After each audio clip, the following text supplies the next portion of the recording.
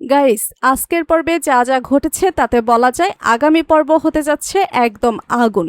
মেঘলার স্বাদ অনুষ্ঠানে সবার সামনে অনেক আবারও মেঘলার সন্তানের পিতৃত্ব নিয়ে প্রশ্ন তুলে তাকে অপমান করেছে। অন্যদিকে মেঘলা বারবার দাবি করেছে যে তার গর্ভের সন্তান শুধুই অনেকের, কিন্তু অনেক কোনোভাবেই সেই কথা বিশ্বাস করতে রাজি নয়। ফলে তাদের সম্পর্কে দূরত্ব আরও বেড়ে গেছে।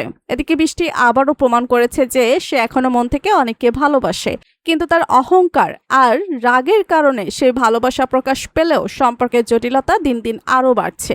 প্রশ্ন হলো, আগামী পর্বে কি বৃষ্টি অনেকের জীবনে আরও বড় কোনো সিদ্ধান্ত নিতে যাচ্ছে?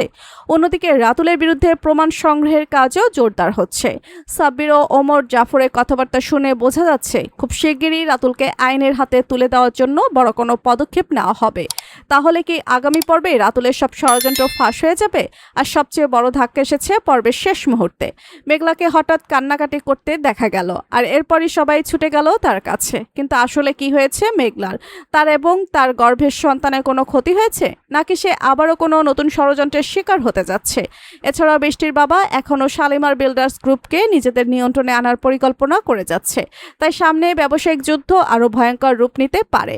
তাহলে আগামী পর্বে কি অনেক সত্যিটা জানতে পারবে? মেঘলার সন্তানের আসল রহস্য কি প্রকাশ পাবে?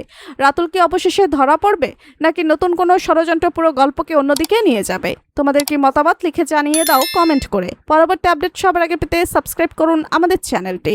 ধন্যবাদ।